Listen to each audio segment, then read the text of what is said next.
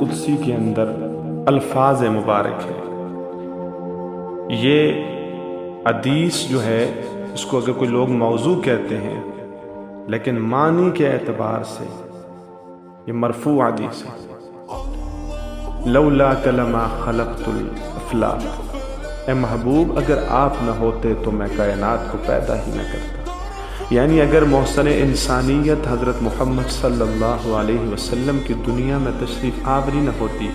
تو یہ جن و بشر، شمس و قمر، شجر و حجر، بحر و بر، پھولوں کی مہک، چڑیوں کی چہک، سبزے کی لہک، سما و سمک، رفعت و پستی، خوشحالی و بدحالی، زمین کی نرمی، سورج کی گرمی، دریا کی روانی، کواکب اسمانی، خزاں و بہار، بیابان و مرغزار، نباتات و جمادات، جواہر و مدنیات، جنگل کے درندے، ہوا کے پرندے، غرض ہر کائنات کی ہر چیز کا نام و نشان نہ ہوتا۔ فخر موجودات، سید الاولین، محبوب رب العالمین وہ ذات ستودہ صفات ہیں کہ جن کی خاطر کائنات ہست کو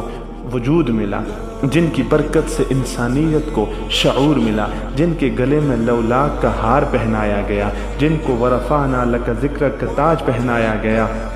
جن کی برکت سے حضرت ابراہیم علیہ السلام کو سیادت کا تمغہ ملا، جن کا کلمہ حضرت سلیمان کی انگوٹھی پر کندہ تھا، جن کے حسن و جمال کا پر تو حضرت یوسف کو ملا، جن کے صبر کا نمونہ حضرت ایوب کو ملا، جن کے قرب کا ایک لحظہ حضرت موسیٰ کو مکالمات کی صورت میں ملا، جن کے مرتبے کا ایک حصہ حضرت ہارون کو وزارت کی صورت میں ملا، جن کی نعت کا ایک مصرع حضرت داؤد کا نغمہ بنا، جن کی عفت کا شمع عصمت یحییٰ کا جلوہ بنا، جن کے دفتر حکمت کی ایک سطر حضرت لقمان کو نصیب ہوئی، جن کی رفعت و بلندی کی ایک جھلک حضرت عیسیٰ کو نصیب ہوئی، جن کا وجود مسعود سطر حضرت دعائے خلیل اور نوید مسیحہ بنا، جن کی آمد کی برکت سے لشکر ابرا کا عاصم معقول بنا، جن کی ولادت باسعادت سے فارس کے آتش کدے بجھے، جن کو بعثت سے ہی صادقین امین کا لقب ملا، جن کی انگشت مبارک کے اشارے پر چاند و لخت ہوا، جن کی رسالت کی گواہی جمادات نے بھی دی، جن کے حصے میں معراج کی عظمت آئی،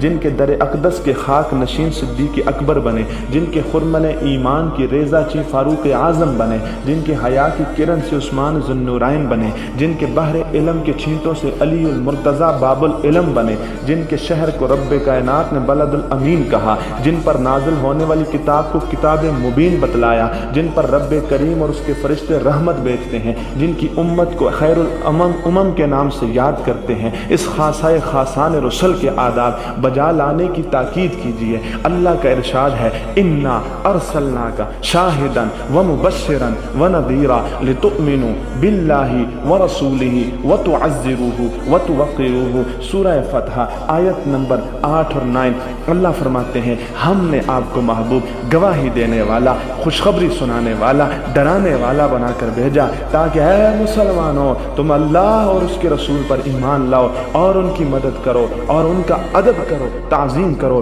وہ شاہ امم، وہ سراپا جود و کرم، وہ ماہ فضل و کمال، وہ سراپا حسن و جمال کہ جن کی آمد کی خوشخبری ہر الہامی کتاب میں دی گئی، جن کے نور ولادت نے دنیا کو جگمگایا، جن کے حسن و جمال کا تذکرہ قرآن میں آیا، جن کے لعاب مبارک نے کڑوے پانی کو میٹھا کر دیا، جن کی مبارک انگلیوں سے پانی کا چشمہ ابل پڑا، جن کی چشم مبارک اگر محو خواب ہوتی تو بھی دل مبارک بیدار رہتا، جن کا مبارک پسینہ مشک و عنبر سے بھی زیادہ خوشبودار تھا، جن کے جسم اطہر پر مکھی بھی نہ بیٹھتی تھی، جن کی ولادت باسعادت پر شیاطین کو آسمان پر جانے سے روک دیا گیا، جن کا قرین اور موکل جن بھی مسلمان ہو گیا، جن پر درود و سلام بھیجنا امت کے لیے واجب کر دیا گیا، جن کو رحمت للعالمین بنا کر بھیجا گیا، جن کے سر پر نصرت بالرعب کا تاج سجایا گیا، جن کے حجرہ اور منبر کا درمیانی حصہ بہشت کے باغوں میں سے ایک باغ ہے، جن کو قیامت کے دن مقام محمود عطا کیا جائے گا، ان کو حوض کوثر کا والی بنایا جائے گا، جن کی امت قیامت کے دن سب امتوں سے زیادہ ہوگی،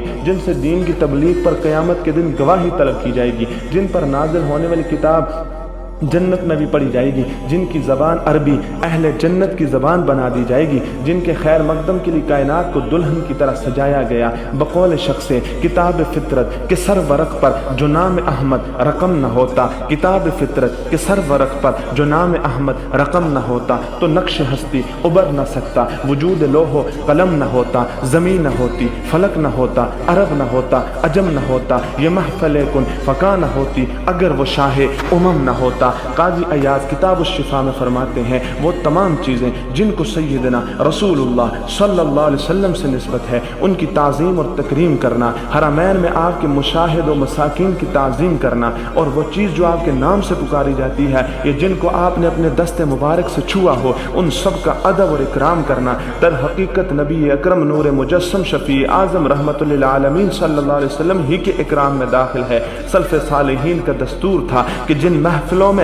हदीस नबवी सुनी या सुनाई जाती, उन महफिलों में बाअदब और बावकार बैठते। जिस तरह सहाबाए किराम रसूल अकरम सल्लल्लाहु अलैहि वसल्लम की खिदमत में बाअदब होकर बैठते थे, यह सब इसलिए था कि वो हदीस रसूल के अदब को दर हकीकत रसूलुल्लाह का अदब तसव्वुर करते थे।